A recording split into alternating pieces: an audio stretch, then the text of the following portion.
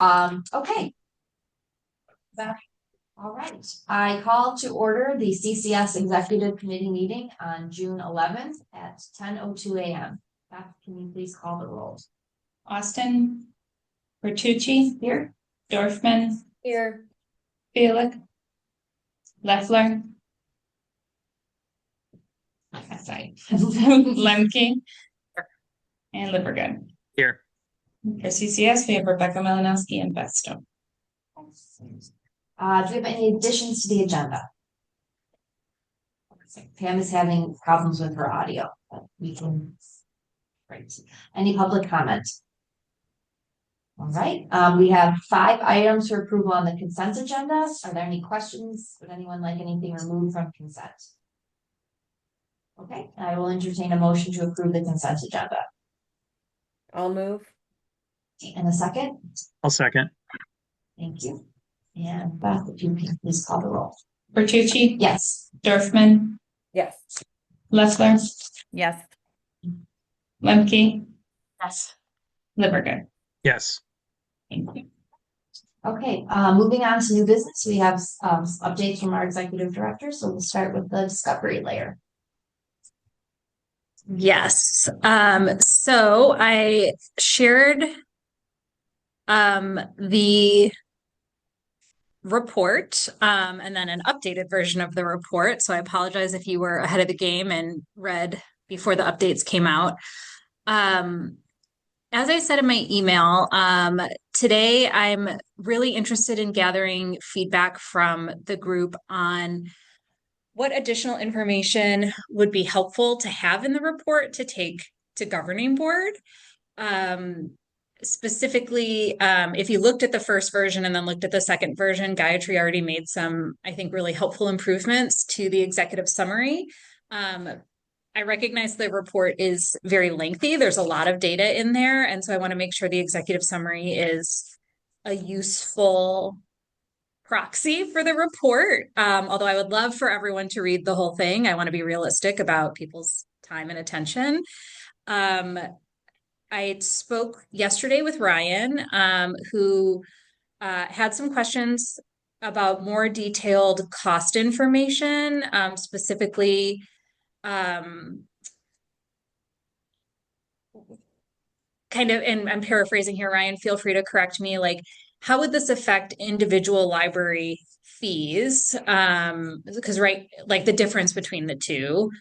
And then when it comes to additional like modules or like additional elements from BiblioCommons, what does that pricing look like? Since that was listed, for some folks, it's a really positive thing that there's this great robust ecosystem. If there are concerns about cost, it would be helpful to see what those actual costs would be.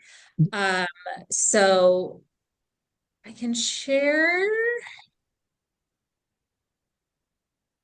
Yeah, and where you're pulling that up, Rebecca, where I was coming from with this is when you look at those numbers, it looks very like glaring. It's like, wow, the BiblioCore option is so much more expensive than Vega. But then I did some quick math, and I know this is not how the cost would be calculated because they both have a different model, how they would charge each member. But if you just divide it evenly by members, I realized, okay, annually of the first 3 years, we're looking at a little over 3,900 versus 2,500. So I don't think that's that big of a jump necessarily. But I know it's not that cut and dry. And then there's this kind of this ambiguous, these potential add-ons. So I just feel that members need more context up them with the decision. That's where I'm coming from. Because the total cost is interesting to know, but yeah. By individually when we're making our own like decisions and votes, we need more information. So right now I've got a thing up. I'm hiding the BiblioCore subscription cost because that would just be for an individual library and it doesn't match up with what's quoted. It's much higher, as you would expect. So there is a steep discount from BiblioCommons for the consortium participation. So that said, this is kind of like the first pass at what Biblio events would cost or BiblioWeb for individual libraries. If multiple libraries were pursuing Biblio events, I imagine that these could be negotiated. I'm less sure about BiblioWeb just because of the sort of library specific needs of it, but everything's open to negotiation is what I would say. So you can see BiblioVents, it's kind of a flat rate. Their individual pricing, and maybe Lindsay can speak to negotiation as well. Their individual pricing for BiblioCore, none of our libraries, like all of our libraries would be at like the base cost, because it is really priced for these like larger systems. Once you get into participating with all of our libraries, it moves to this like other pricing model where it's based on service population and it's like fractions of a penny per person, and it kind of goes from there. So Biblio Events, it looks like, would follow that same sort of structure if many libraries were pursuing it. I think we could bring that per library cost down. Our pricing from Biblio Commons includes, that's written in the packet, includes Biblio, it includes like the language package, which Glenview already has implemented, and it includes Biblio Cloud, so like pulling in Overdrive records directly to Biblio Commons, which we may or may not pursue because right now they're in like we may or may not need that, but it's included if we did need it. Rebecca, so I'm clear on this, with these add-ons, these are also optional, right? So I think BiblioVents is probably the equivalent of Communico, but a member could stay with their Communico or equivalent and not necessarily go down the road of BiblioVents. And the same with BiblioWeb, right? BiblioWeb is the website, but if Correct. a library's built a website, they can just go with their website, right? So I just want to clarify and make sure it's clear to members that they're like, oh, we've got to add to this too. Like I just right. Yeah. What staff may have seen in the demonstration about like, oh, look at how well events integrates. It's specifically BiblioVents integration. Whereas if you use Communico, like that component, you wouldn't have that events integration, but you'd keep your Communico calendar and events and wouldn't have that additional cost. So yes, I can make sure that's explicitly But documented. you would have to implement, I'm not positive about this, but I think that you would have to implement Biblio Events if you wanted to implement BiblioWeb, because I think it all works together. But libraries don't have to do either of those. Correct. And the BiblioWeb subscription cost here includes Biblio Events. So you could do Biblio Events without BiblioWeb. If you did BiblioWeb, this price includes events. That's okay. Can you scroll down, Rebecca? Because I just want to see what sort of savings that would provide Glenview. It didn't include you. Oh, it didn't include Glenview. Scroll down. Who's your service population like? What is Indian Trails? And the Indian Trails is bigger than us, so yeah, that would still be a savings. Yeah. They didn't include you.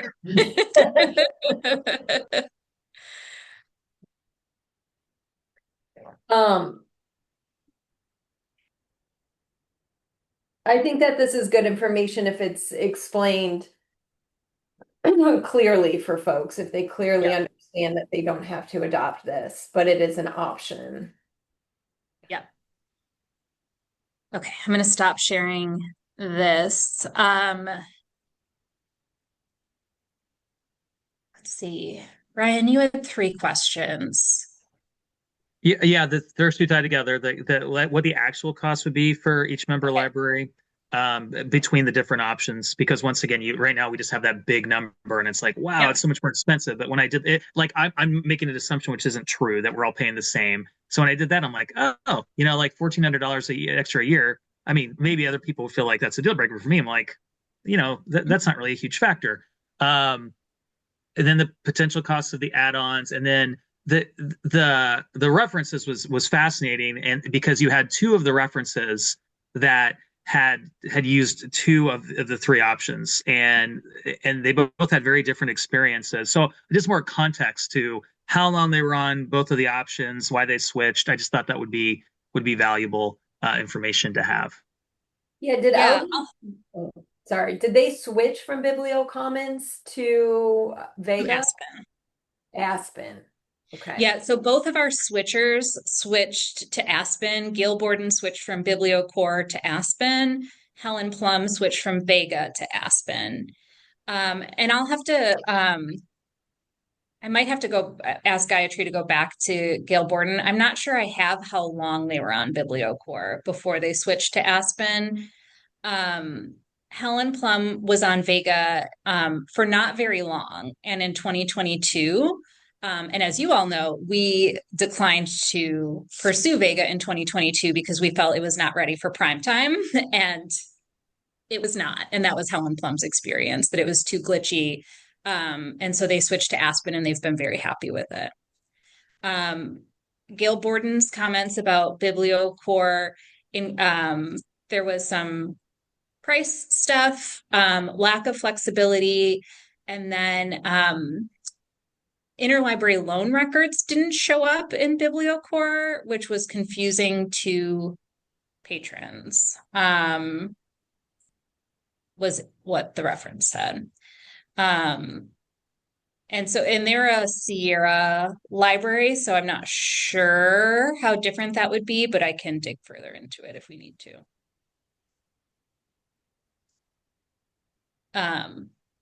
But yeah, like Helen Plum was on Vega for like less than a year, I think. It was not very long. Are you sure that those issues have been resolved, Rebecca? Are you confident that those About glitches? the Vega issues, Yeah. yeah, I mean, there's definitely, I mean, I think Gayatri's report does a nice job. Vega is still, and I think BiblioCommons is too, like constantly developing and improving. But the Vega of 2022 and 2025 are just like two very different products. Again, as I've like in 2022, we were not ready to have this conversation because I was not comfortable putting this in front of the public. Rebecca, this made me think of a question. Are there consortiums our size that are using, all these different options that we're looking at? So, we're because we've kind of talked about how we're pretty big at the end of the day. And I know that BiblioCommons they've been around for quite a while, and they've been doing so. They've got some big systems in their belt. So I imagine they check that box. But does Vega in 2025 have that box checked where they're dealing with big systems like big consortium like us? I'm just pulling up. So I actually would not say that BiblioCommons has that box checked, because BiblioCommons does have very large customers, but they're not consortia with individual agencies like CCS is. So like CPL is bigger than CCS, slam dunk for sure. But they're just very different. BiblioCommons does have, and I want to make sure I'm telling you the right vendors. The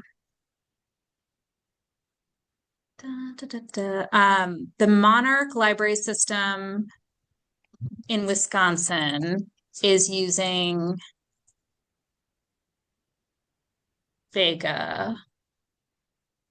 And so they are very similar to us in terms of structure. I'd have to double check on specific size.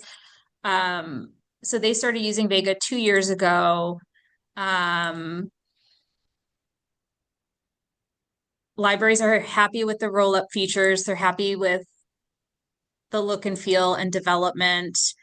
They have said that support has been inconsistent, sometimes great, sometimes not, but it's been improving over time.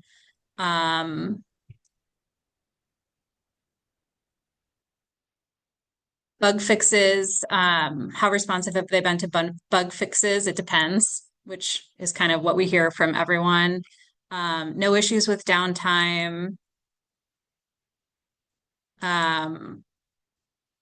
They use Polaris for overdrive records, like we do. And that is not 100%, but overall works pretty well. They are not using Hoopla integration. They haven't looked into it. Let me get to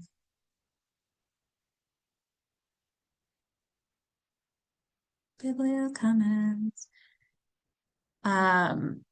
So we did talk to, oh yeah, Lindsay, you got to be like Rebecca. What about Carol? So Lakeland Library Cooperative in Michigan is like CCS and is on BiblioCore. So they are a Sierra consortium. They've been on BiblioCommons since 2021. They have been very happy. Lindsay came from there, right, Lindsay? That's Yeah, we weren't, yes. Yeah, KDL was part of Lakeland, but didn't share a catalog with them, but yeah. So they are using BiblioCloud for records. So that's bringing the records up through BiblioCommons as opposed to having them in Polaris and bringing them in with the rest of the records. So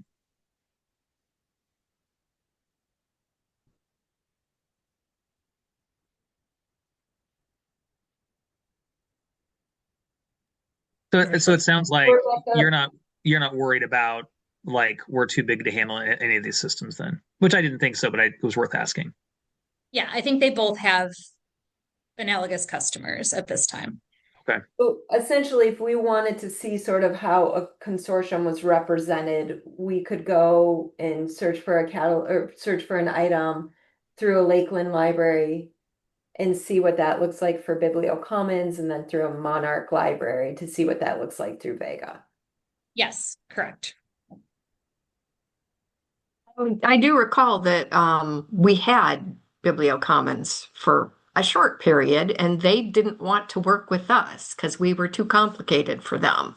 So I'm assuming they've changed their tune about that, and now they like to work with consortia. But at that time, they were just like, "No, you guys are just too much trouble."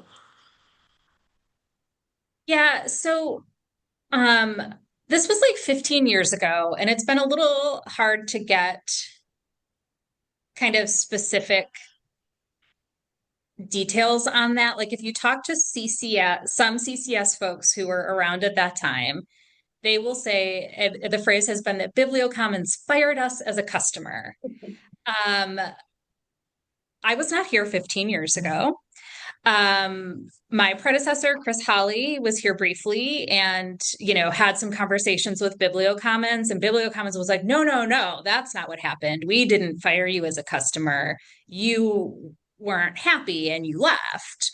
So I don't know. The staff that are still at CCS from 15 years ago were not involved in that and are like, I don't know what happened. So I don't feel very comfortable putting a lot of weight into that one way or the other. What I do know and what I think is, if I had to surmise, my suppositions would be that BiblioCommons is not very configurable. Like it's built the way it's built, and you map your data to fit in, and like you set it up, and that's how it is. CCS historically likes to tinker with stuff. And we want to adjust what this facet says, and we want to adjust how this does, and we want to do that. And BiblioCommons is like, we don't do that. And I think that's maybe where some of that conflict was. But again, it was a long time ago.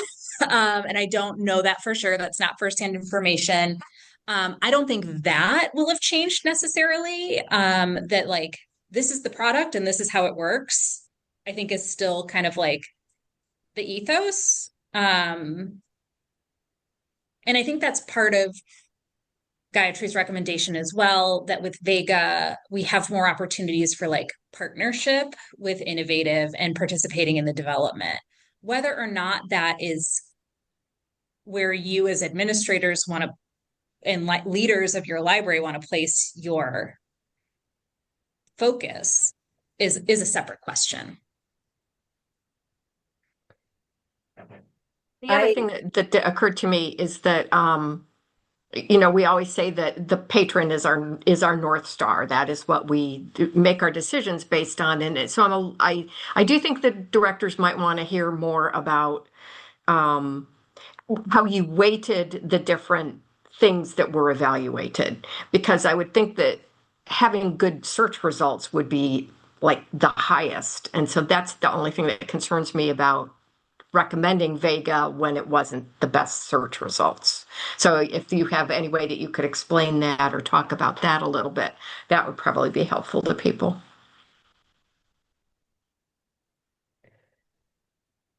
Rebecca, I mean, so I obviously, am very passionate about BiblioCommons. And so I think that, probably most of you are like, well, this is just Lindsay, Lindsay, I think you have a lot of important insights. I would really like to hear them. Yeah. So I don't want to sound critical, because I know a lot of work has gone into this. I know that you and your team, Rebecca, have put a lot of work into it. However, I think that a library's digital experience is very, very important, right? To how our patrons are using our libraries, experiencing our libraries. I think it's important to our credibility as institutions, right? How it looks. And so for me, this is a huge, huge strategic decision for the leaders of libraries. And what I think, this is my perception, is that you've had these in-depth conversations with a small group of people, mostly library staff on the committee, only 2 directors on that committee, and then you've gathered all this information and you're going to present it in a written report that I don't feel does justice to this decision. I think that the directors, that the leaders of these organizations need to have robust conversations about the digital experience that they want to provide their libraries. And they need to be able to dig deep into each one of these products to determine which one is going to provide the best digital experience. And so I worry that if we just present this report to folks, we're going to be missing a whole lot of context that may be important for the library directors to consider. So I'm not disagreeing with you. What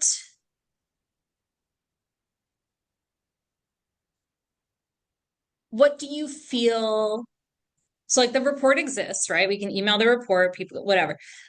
Are you thinking that you would want to see demos for the board? I mean, like the demos are recorded. The board can watch the demos that as they exist.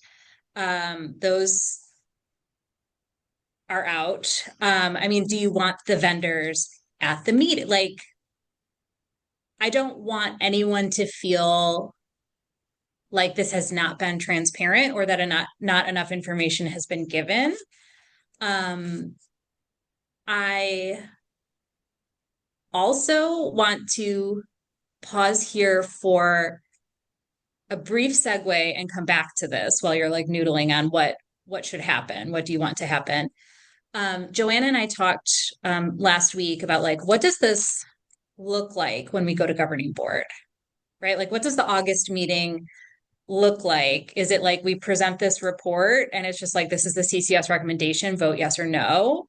Or is it, this is the report, like show of hands for BiblioCommons, show of hands for Vega. And so, and you might be like, what's the difference? I feel like there are multiple kind of like camps among the members that how we vote, like the procedure of how we vote could influence the outcome. And I don't want that to happen. I want the outcome to be like the best possible outcome. So what I mean by that is I think that there are folks like you, Lindsay, who are like very passionate about BiblioCommons. And like you're very clear on that, and like you're very confident, and you're very like ready to vote like BiblioCommons all the way. And then I think that there are a fair number of people that are like, I don't know, whatever CCS says, that's probably fine. Like, I'll just vote for the recommendation. I don't want to make waves. And then I think there's some people in the middle that are like, I hear my colleagues that are like super passionate about this thing, and I'm maybe less passionate, but I want those people to be happy. And so I'm like maybe oversimplifying a little bit. But what I don't want is for people to be like, well, this is the CCS recommendation, and like that's the default, so I'm going to vote for it without thinking about it and without like truly understanding kind of where we're at. And I think that you and I are kind of saying the same thing on that. And so like procedurally, like Joanne and I talked about it, and I was like, well, I guess I'll actually have to talk about it with Ryan since he'll be running the ship at that point.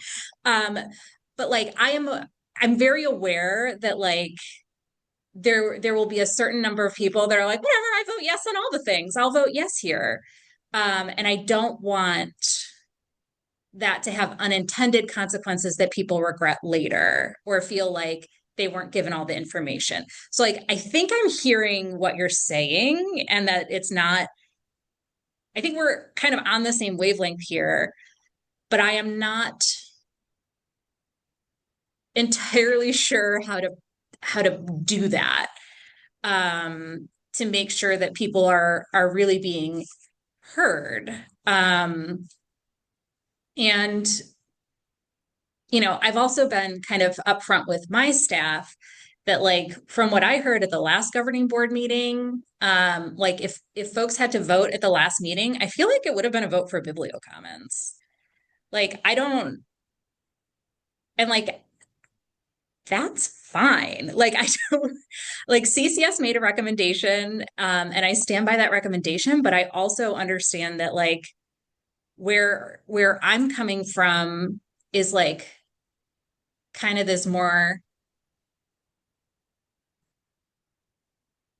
I don't know, maybe fiscally conservative, maybe like the devil I know, like I know I can work with Innovative to deliver a good experience. Um, I, I just think that it could go either way, and that there could be really strong benefits to either platform or really strong like risks with either platform. And so I'm with you, Lindsay. I just like don't entirely know what to do about it. And I do want to say, Rebecca, like I think that you and your team, I think you're have been very transparent through this process. I also think that, and this is what I tell my team, is that everything that you communicate, you need to communicate 10 times more than you think that you do. So this process has been going on. You've been communicating it, and I think it's like, at least for me, it's kind of just like not sunk in, right? Like I haven't been following it because I kept thinking like, we're going to get more information, we're going to get presentations, we're going to get these things.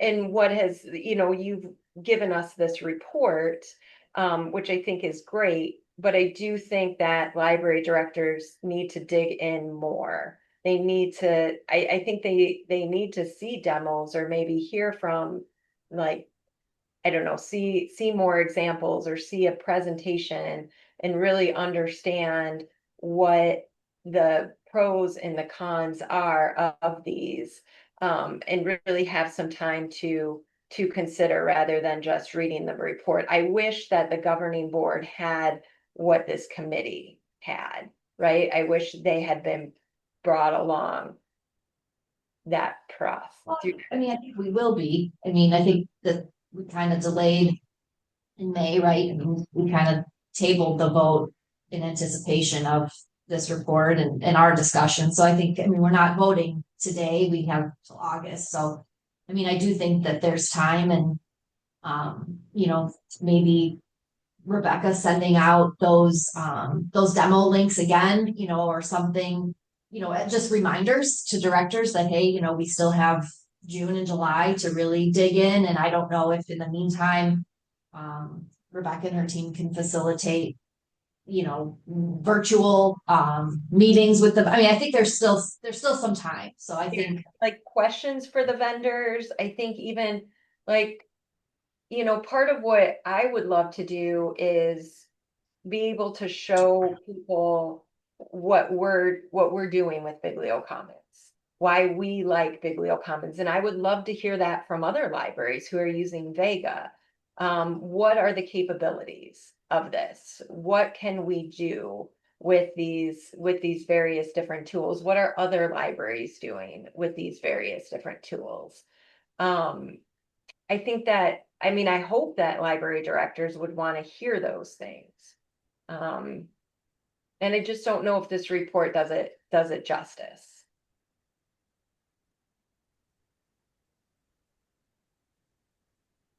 So I'm sorry, Rebecca, I'll let you respond. I got a thought, but go. Go for it, Ryan.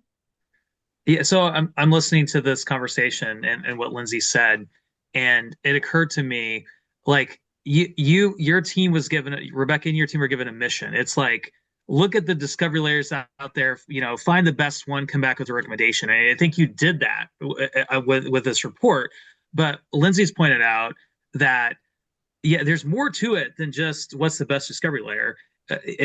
She talked about the library's digital experience, the whole patron experience, the whole ecosystem, and I think we're missing part of that with the information that we have, and that wasn't your mission, so that's not the fault of no one. But I think Lindsay's raising the point. I think it's a really good one that this is a huge strategic decision, and maybe there are some insights that we're missing. So, and maybe we can still, Joanna, you bring a good point. I think we can still get those insights. We've got some time. So I think it is smart for us to get more information and look at that other piece of the puzzle that maybe we're missing here. So I feel like we have a couple of options. One,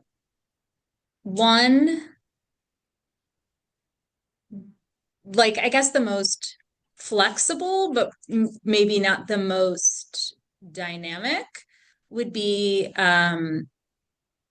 we send this information out to governing board like this week, including the links to the demos, which are on our website, and give a deadline to send in additional questions, maybe. And then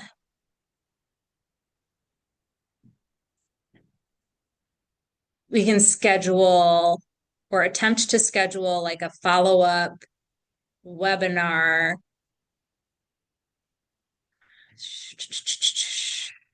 That would have to be a meeting if there was discussion. I don't know. We could either schedule something or invite the vendors to governing board to respond in real time to the questions. That option would give directors maybe like more time to review and think about, and to Lindsay's point, like use the tools, like go to Monarch, go to Lakeland, do some searching, see what's up. Option 2 would be start off the same, like send this information out, but also schedule a fresh demo for directors with each vendor. That would be kind of from the top. So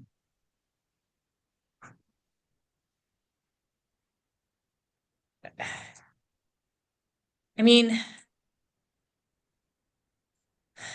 my only concern about that is like, I don't know how many directors came to the first demos. My sense is like not very many. And if they did, they didn't submit survey form feedback. So they have the opportunity to come to those demos and submit questions and feedback about the tools.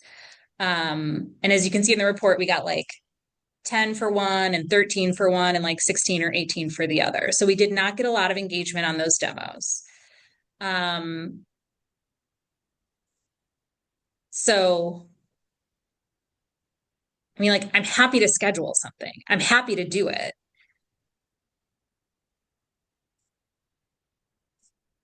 I know that there are some directors who are very like focused and engaged with this process. And I think there are also a lot that are like, well, I'll read the report and see what it says. So I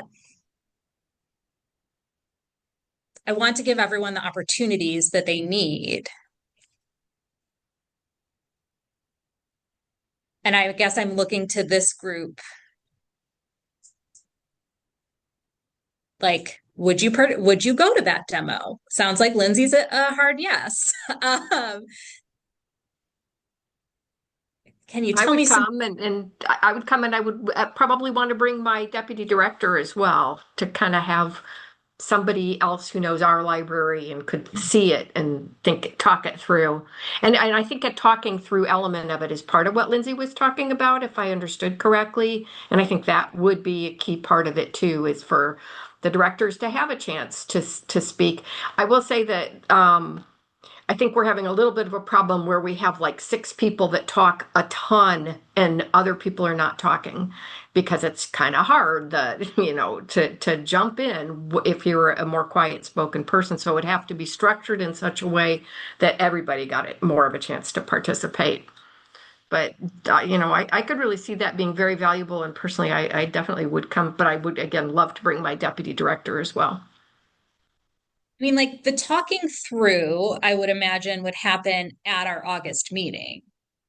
To me, that's like the talking through. Whereas if we were having demos, I would not expect that we were like debating the pros and cons of products with the vendors. Like you ask vendors, but not like, well, I don't, I would think that the talking through is more at our meeting and the demos would be more informational. Not that they can't be interactive, but it would be interactive with the vendor more than each other.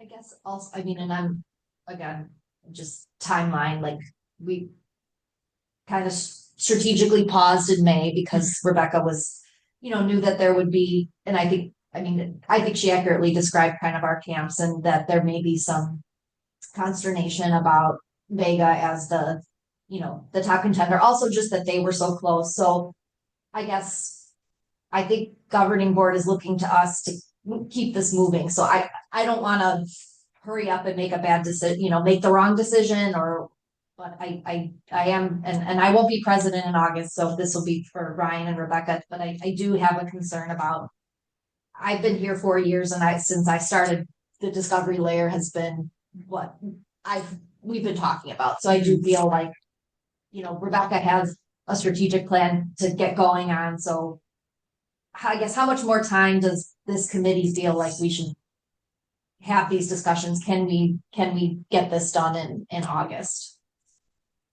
So a third option, If that's, a third option that I think is maybe potentially best of both worlds situation would be that we have 2 governing board meetings in a row, and we have a governing board in July and a governing board in August. And so in July, we still send all this information out now. We have a governing board meeting in July. We invite the vendors in July, and then we have our discussion and our vote in August. Is there like, will we have a quorum in July? I don't know. It's summer, it's short-ish notice, but to Lindsay's point, this is a big deal for libraries, and I would hope that there is engagement. I mean, Ryan, what do you think is our July president? Oh yeah, great. Good question. No, I mean I think that makes sense. That's I guess I didn't even realize there was two governing boards back to back. That's how in the loop I am at this point. So No, um, it would be executive committee in July, but we could convert oh, I executive see. I see. into I like see. a Gotcha. special meeting. Yeah, I was surprised. I was like, wow, I must have written that down wrong. Okay. I see what you're saying. That's July 9th. That would be the second Tuesday. So like, just like straw poll in this group, who could make a July 9th meeting just to, I mean, I'm available. I won't be in the president chair. I keep saying. Sitting in the back. Yeah. Oh, thank you, Beth. What's the appetite in this group to have a full governing board on July 9th?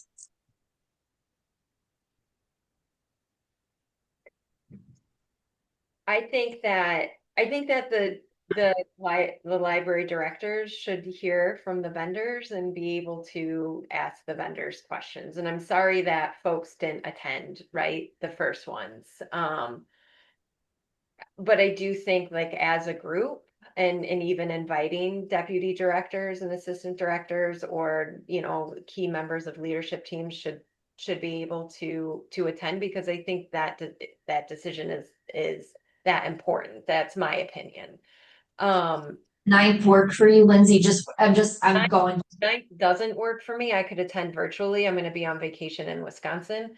But regardless if it happens in July or if it happens in August, I mean, delaying this a couple of months in order to give people more information and to make sure that we're really considering these options, I think is worth, delaying a decision. That's just my opinion. We delay projects, we move projects out, because it's about making the right move, right? Not getting it done on time, but making sure that the project is done correctly. But again, if you guys get the sense that others just want to see this report and make a vote, then I don't want to put extra work on people that they don't care about. It doesn't make complete sense to me, because this is such an important decision for libraries. I would think that most of the library directors would really want to dig into this, but Okay, Beth's looking at some calendars. Yeah, so Beth's also checking September. That's what I was trying to pull up. Because we could do August, September instead of July, August. Here, an additional. So we, in our meeting transparency practices, we have committed to having in-person governing board meetings. That doesn't mean that people can't attend virtually as long as we have an in-person quorum. So I'm not like, for do we request the vendors come in person because we're in person, or do we gather in person to watch a virtual demo, or do we make an exception and watch the virtual and have a virtual governing board meeting?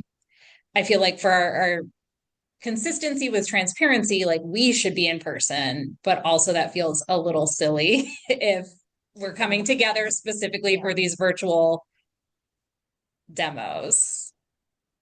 I think you should leave it up to the vendor. Right? Like which one, if they want to do it virtually, they can. If we as a customer are important enough for them to get on a plane and present in person, they leave it up to them. And I think maybe the concern is, like, do we convene this meeting for the directors in person, or is that kind of what you're getting to? I mean, kind of what I guess I'm with Lindsay a little bit. Like, if we are meeting in person, do we invite the vendors to come in person? If they decline and want to meet virtual, like whatever. But if one is virtual and one is in person, what does that say about their interest in us as a customer, or what does it say about how they spend their sales money or whatever? I don't know, like whatever. But do we, if also, are we inviting Aspen? I feel like we're not. Um, do we, if they both prefer, like if they both want to do virtual, do we all do virtual anyway? I don't know. We can figure that out later. Um, I think that if one of our goals here is to give people as much opportunity to get their questions answered as possible, that um, understanding that, our transparency statement or whatever we're calling it. But I feel like if we can make it as easy as possible for people, then we're going to guarantee more people are going to attend this meeting. And right, I mean, both for vendors and for the directors. So I think if this is the path we're going down, that we want to give people extra time because we think this is important, then I think that we need to make it as easy as possible for people to attend. So does that mean virtual in your opinion? That would be virtual in my opinion, yes, because I think that kind of requiring that. However the group wants to do it, I'm just saying if one of our goals is to ensure as much input from directors as possible, then making that input as easy to provide is probably paramount for us.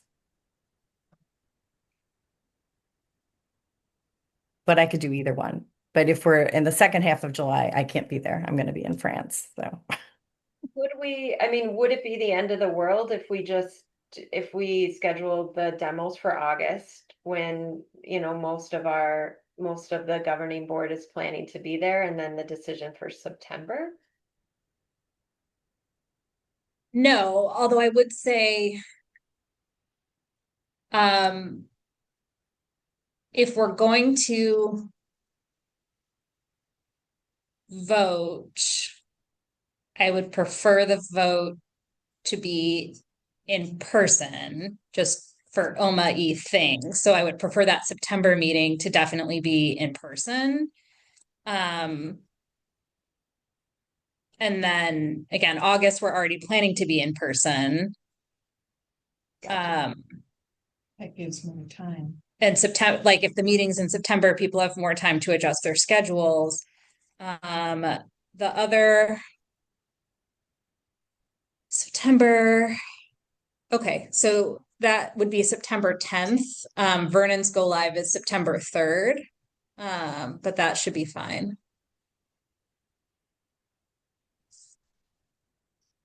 I hear Pam like having the two in-person meetings, like, is it hard? But if we're doing it in August and then September, if we yeah, I mean, I think that's enough time. I think that if we were going to try to kind of cram this in before August, that was my kind of bigger concern.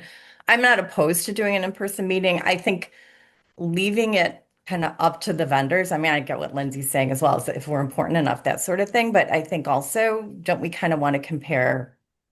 I would think that we want the vendors to kind of experience the same type of thing, right? I don't know, just for fairness, I guess, thinking about interviews, we're always like, oh, we have to kind of make it the same sort of thing. So, yeah. I mean, I'd be fine with in-person meetings in August and September. I mean, I feel like, if we do vendor demos again in August, right? If we're all there, then we're done with the vendor demos. That gives us a chance as a group to discuss then in August and then meet again in person in September to vote. Yeah. Yeah, I will reach out to the vendors with the August date.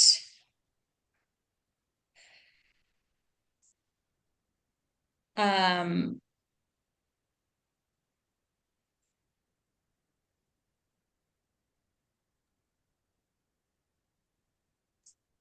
it definitely would be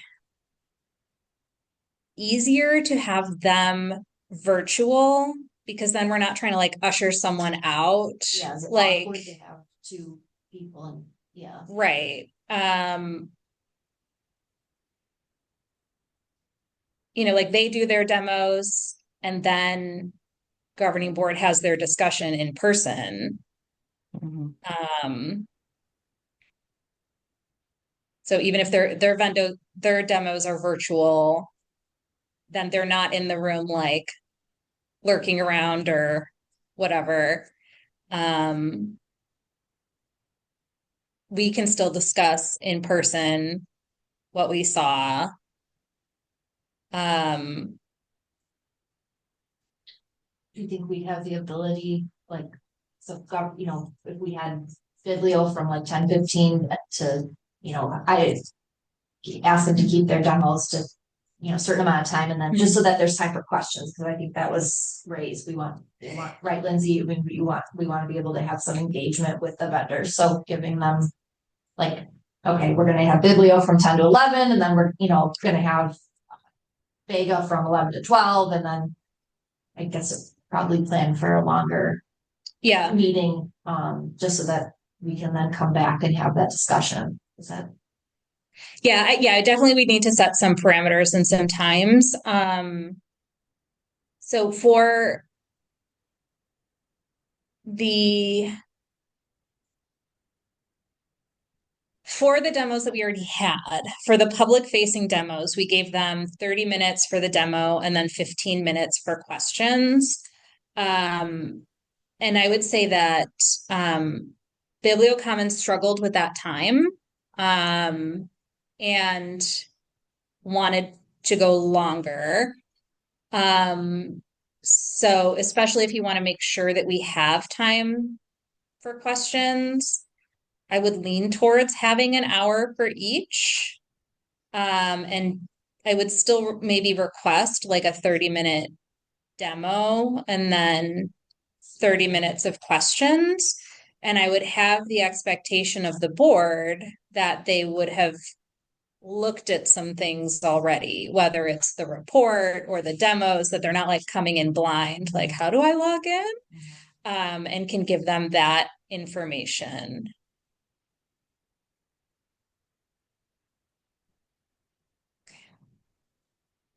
Yeah, I think that sounds. Rebecca, could we also ask them and I don't know if they're doing this in the demo, could we ask them to talk about, strategically why this would be good for a library to choose their product? So with BiblioCommons, I'd like library directors to understand what else comes with it. Like if we go with Biblio Core, then that opens up Biblio Web, Biblio App, like the rest of their products. If we go with Vega, what does that mean for us as well? Like, does that mean potential cost savings down the road? Does that mean being their development partner? Because there are strategic, I think, things to consider with going with Vega.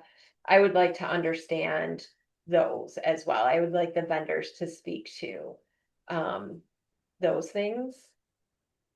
Did they do that in the original presentations?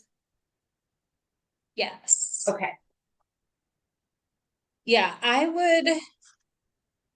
will think on this.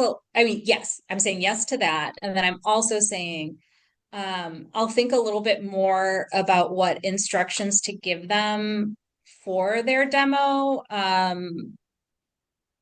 Like it sounds like I definitely think a strategic overview, like what's your pitch for your product? I think that to Susan's point, like our patron experience is our highest priority. So talk about your patron experience. And then from my perspective, maybe that's part of strategic overview. Like, what is the interaction with third parties and how does it play well or less well? So, an example of that is, so there's like an innovative mobile, or now it's called Vega mobile app, and there's Vega Discover, but they're two different search algorithms. So it's really two different products. Whereas like if you use Biblio, like it's similar to now. You use PowerPack, you use Communico, you're getting two different search experiences in your app and in your thing, and like not the same. So like this isn't like me saying Vega interacts with more things, so it's better. It's like ecosystem-y stuff, benefits and disadvantages. Mhm. What other, are there other things that this committee would want me to pass to the vendor in preparation for this? I mean, it's somewhat related to what you were talking about, and it gets a little bit to Lindsay's point as well, I think, but just the idea that you're obviously going to get the best and most robust experience, particularly for BiblioCommons, is if you get all their stuff, right? So I think kind of on the flip side is if you don't get all their stuff, what does that experience look like? Because, right, I mean, I've thought about my digital experience for my patrons, but maybe my idea of going forward isn't going to match Lindsay's, right? Maybe I don't want to go that whole BiblioCommons route because I've already invested a lot of time and effort and money and those kinds of things in our current digital experience. Whether or not it could be better, that's a whole other thing. But am I gonna, and my library going to turn around and change that completely? Probably not right now. I mean, I'm going to go whatever way that kind of it works out. But I would want to see if we don't go with, your entire experience, whatever vendor we're talking to, what does that experience look like then for my patrons? Is it still going to be reasonable enough? I mean, maybe that's kind of the direction we've gone already, but I would like to see that discussion as part of that as well, as if you're not getting everything in their ecosystem, what does my patron experience look like? And so how does it interact with some of those other third-party things that I've got? Noted.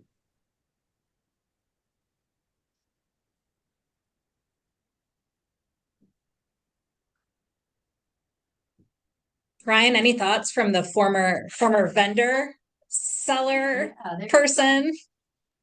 You used to sell Well, product, Ryan? I don't know if did. you're in I used to be on the dark side. I was started with DRA, if you remember DRA, and they were bought up by Cersei. So I left before they became Cersei Dynex. Yeah. I think with the vendors, it's going to be important just to lay out expectations and then hold them accountable, like whatever we script for them, because they will want to do their own thing and they may try to go off script. So I just think maybe we'll need to have I don't know, Rebecca, if you're like the referee where you're holding them accountable, like, okay, we're 15 minutes in, you haven't talked about this, let's get back to it. I'm happy to do that if you want me to. I like being the bad guy because, so I could do that or one of skin. But I think all kidding aside, I think it's important because if we're talking about like 30 minutes for a demo, 30 minutes for questions, if we don't have them stick to it, then it's, they're going to do what they want. In my experience, maybe I'm wrong about this, but. Okay. Agreed. Should we, I mean, and this might be too prescriptive, but could we send out a little homework as well to folks, asking them to, do this search on Lakeland's site and do this search on this site. Check out these libraries, look at these lists. I don't know, like various different things to help guide that research for other directors. Yeah, I wasn't planning to do like a worksheet, but I was going to list like here are some libraries to look at, or here are some places to look. What I might do is provide some information on how patrons search and our top searches. Because what I hear from library staff and what we find in our patron studies are like two really different things. Like when CCS did our search activity, like we pulled the top searches from our search history and said these are the kinds of things that people are searching for and the phrasing that they're using, as opposed to like library staff are like, I need the thing from like 1978 with whatever. And library staff get a little like, not defensive, but they're like, well, we have to be able to use the catalog too. But, like patrons are doing title author searches like over and over and over. So I love I'll send out some information on that. And it's like patrons don't use the facets. Like all the things that patrons don't do are things that library staff tend to focus on because there are these more advanced features that may be helpful for staff but are less useful for patrons. So I'll do something. Okay. I don't know what this is, but I'm going to do it, Lindsay. Okay. I think that's cool to be like, here are the top 5 patron searches for CCS. Now search that in of these catalogs. That'd be a cool experience. It's interesting, that's for sure. Bluey. People are searching for Bluey. Yeah. All right, so I have some homework. I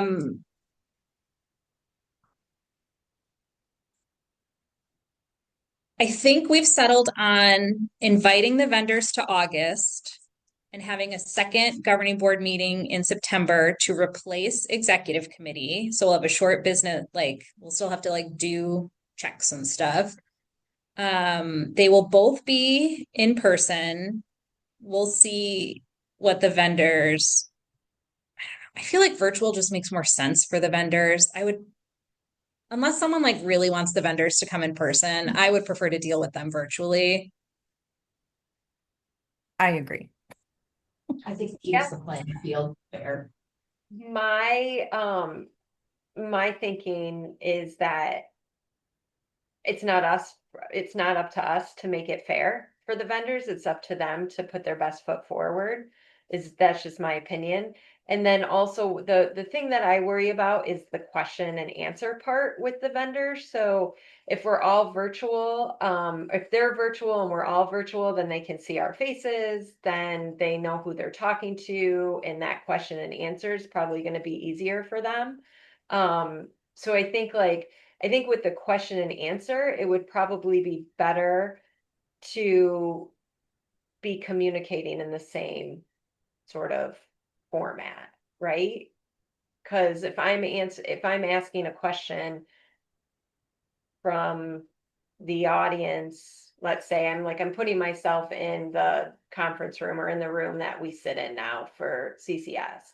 I'm asking a question sitting from one of those seats, and you've got a vendor who's answering that question like on a big screen. They may not be able to see me. I don't know. It just seems a little disjointed.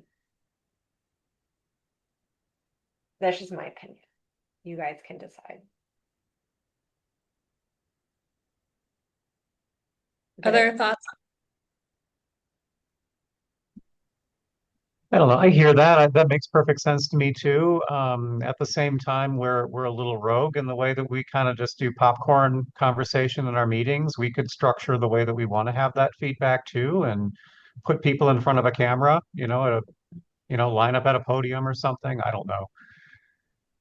I feel like the advantages and the ease of virtual kind of outweighs that. I agree with what Anthony's saying. I feel like we can make whatever arrangements we need to within our group to make that question answer period a little bit more focused, Lindsay, if that's kind of what it sounds like. Maybe your questions, like who is a vendor responding to, kind of thing. On the other hand, that's not necessarily a bad thing to have the vendor have to make that argument to the entire room, answering whatever question, a particular vendor comes up with, or a particular director comes up with. I mean, chances are, I can't imagine that someone's going to ask a question that doesn't impact the rest of our libraries, at least in some way, just because we're a shared catalog. So, I don't necessarily see the downsides of that, and I think the benefits of a virtual kind of outweigh that for me. So I'm entirely comfortable with directors being in person, but the vendor demos being virtual.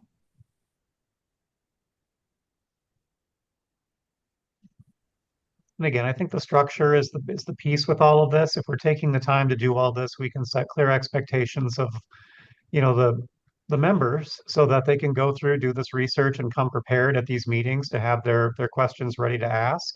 I don't know. I mean, Rebecca, Ryan, I mean, you all could insist that you want to hear some of these questions in advance, that you want to help either prepare or even structure the meeting based upon the feedback that the group has started to share.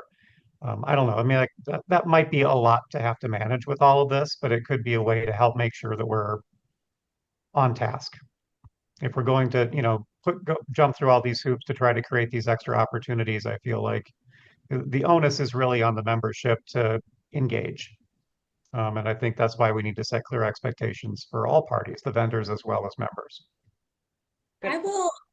I'll get the existing demos and the report out by the end of this week. Sorry, by end of day on Tuesday. I'm going on vacation. I'll be out of the office starting tomorrow.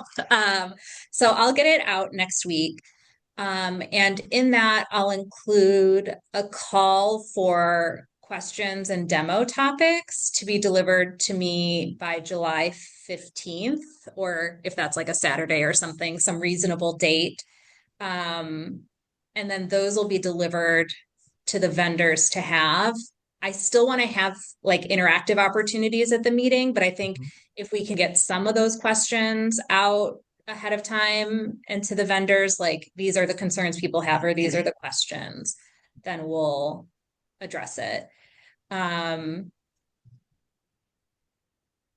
and then Ryan and I and Beth can think more about like the actual meeting day and the space and how we want to do that.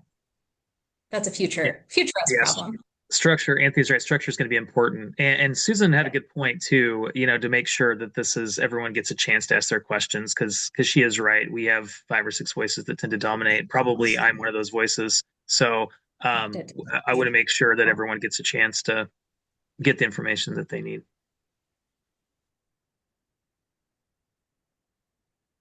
But I do think this is smart, though. I appreciate you, Lindsay, raising this because this is. I know this is like, oh, we're extending this process as extra work, but this is a big investment, a big decision, and there's major implications here for everybody. So I think it makes sense for us to do our due diligence and put a little extra work in.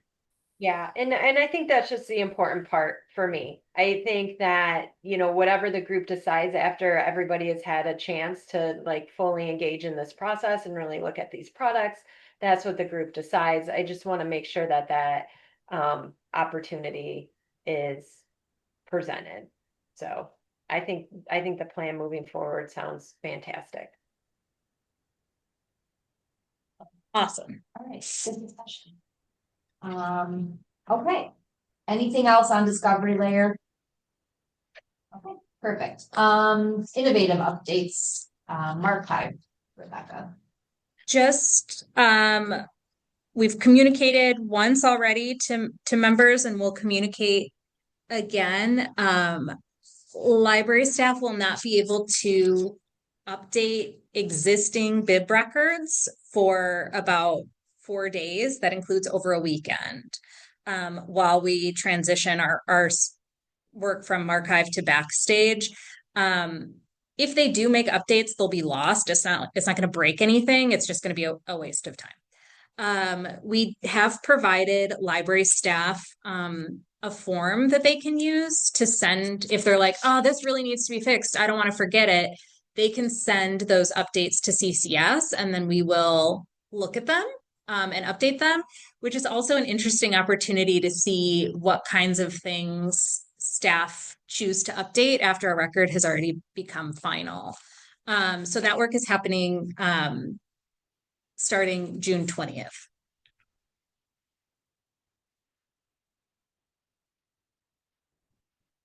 Okay. Any questions on that? Okay. New and potential members. Nothing really new here.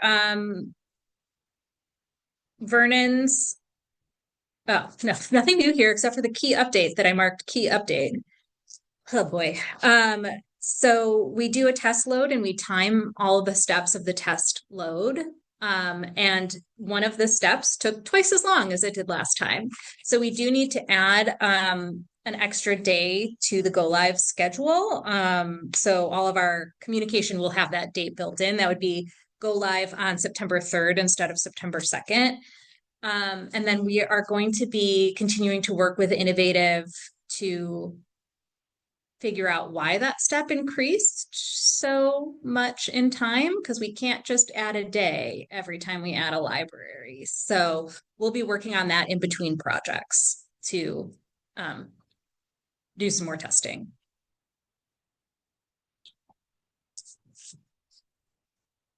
Anything on any potential new members, Rebecca? Nothing new. I met with Rolling Meadows. They were delightful. All right, find more. Yeah, so in August, we were also supposed to start our discussion on Find More, so that may also be pushed. I'm not sure. I'll think about it and figure out what we're gonna do in August about Find More. Like, we weren't gonna decide anything until November, but we were gonna have like an intro discussion, which we may or may not want to do. So we'll see how that goes. All right, for reports, if you look on page 21 of your packet, Rebecca and Beth have put together a slate of governance committees for the new year. We don't have to formally approve this, but if there's any questions or concerns about the list as presented, we can do that, or we can just move forward with the list as presented. Okay, seeing no feedback, we'll consider it accepted. And then Secretary Lindsay, anything to report? No report. Okay, all right, Anthony. Oh, Anthony, you're muted. Year-end financials are looking good in the packet, part of the consent agenda. Revenue exceeded expectations and expenses are well below, so we're in a good position. Yeah, of course. Anthony, I have my audit meeting with Paul tomorrow. I could have included that, but didn't feel the need. So I'm sure he'll be reaching out to get you involved at some point, but just letting you know that the kickoff is tomorrow. Great, thank you. And saw the engagement letter. That's great. Anything for committees and groups? There's summaries in the packet if you have any questions. And Rebecca, anything additional? Deborah comes back in 2 weeks, you guys. Just so happy. How's she doing? Well, we get periodic baby pics. But yeah, she's doing a good job, not stressing, hopefully, about work. So she's not texting me updates. All right, that's awesome about Deborah. Can I go back really quick to committee report or yeah? Yeah. Can you just briefly tell us how the conversation with the technical services group went on regarding the consolidated cataloging? Yeah, I'm happy to talk about that. So we actually got our first question about centralized cataloging, like shortly after the long range planning committee video was posted.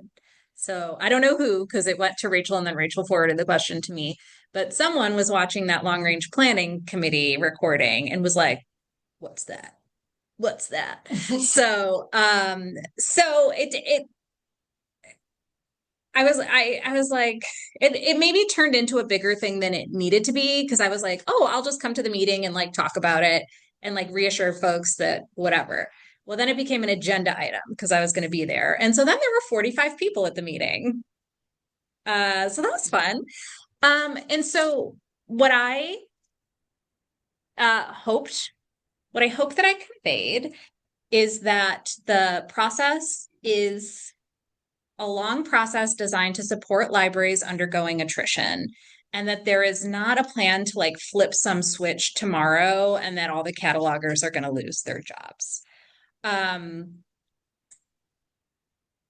there were some questions that were pointed and expressed folks' concerns. But our sort of repeated message is that this is a project that's going to take a lot of research and investigation and various levels of like needs assessment, and that nothing is going to be decided in the dark. And that again, the plan is to support libraries as they need additional support, not as they are, you know, CCS is not mandating some blanket reorganization of our libraries. I mean, so I'd say folks are definitely concerned about that, about all of it. And I encourage them, like there will be, you know, various opportunities for engagement throughout the process. And, you know, I hope that they are able to translate their concern into participation and engagement. So Well, it sounds like you handled it really well. Thank you for attending that meeting. And I know I talked to some of my team members after, and they felt that it went well and you okay. were able to answer those questions. And yeah, so Okay, anyway. I'm glad that they did not leave feeling worse than when they came. I don't think that's the case. I think they were scared at first, and I was like, "What's going on? Send me the emails." They were all like, "They're talking about centralized cataloging," and then I even read your email, and like the tone of your email was very much like, "I'm going to be here to discuss these things," and yeah, I think you handled it well all the way around. So thank you, and I Okay. think it's probably really good that those discussions are being started very early. Yeah, and we talked about the timeline, and you know, it's a group that really wants specifics and they want them up front, and we just don't have specifics. Like even the timeline is like, well, it's slated for here, but it could get moved up if the workload allows it, and like I don't know. So, you know, they struggle with unknowns, and it's just a process that's going to have a lot of unknowns. So, there were also questions. I think my favorite question was, well, is CCS driving this or the library directors? And I'm like, well, we're a partnership, and like the strategic plan is developed with the input of the library director. So, you know, if you would like to reassure your staff that you're not counting down the days until you have open seats, I'm sure they would be delighted. And is that something that you can discuss with governing board so we can help other directors navigate those conversations? Yeah, I mean, we can definitely have it on the August agenda or include it in my report again and Okay. kind of summarize the discussion. Beth came and took notes. She like wrote down every single question that people asked. So thank you, Beth, for that fast notes app work. So it was really like, what's it going to look like? How's it going to work? I'm like, I don't know. I don't know. We'll have to figure it out. We'll have to do the research. I can't tell you what it's going to look like. So, Okay. yeah, I can put some like a Q&A sheet together or something for the packet.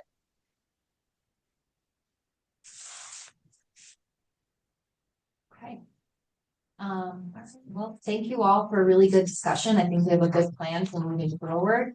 And we'll stay tuned to Rebecca with documentation and demos and a plan for August and September. So if there's nothing else, I will go ahead and adjourn at 11:20.